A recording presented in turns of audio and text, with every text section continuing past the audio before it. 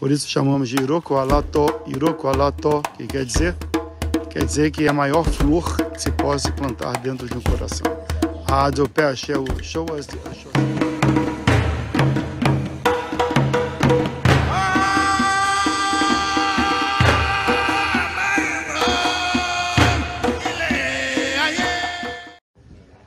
Rodão, ready.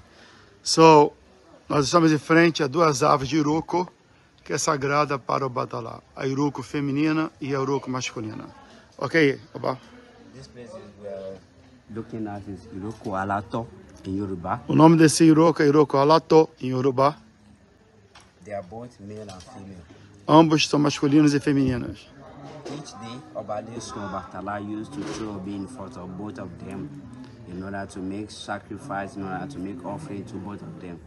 Geralmente o rei Obalessum, ele joga o Obi em frente da árvore para saber o que ela deseja, que tipo de sacrifício ela deseja no dia do festival. And this Orisha during festival Obatala also used to worship them. E no dia do festival Batalá nós costumamos adorar essa árvore. And that's the one that these two trees, they are important to us Obatala people.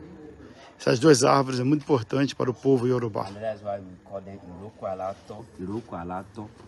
Por isso chamamos de Iroquoalato, Iroquoalato, que quer dizer?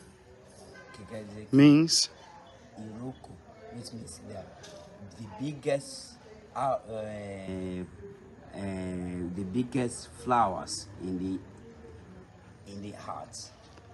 Quer dizer que é a maior flor que se possa plantar dentro de um coração. Adopé, show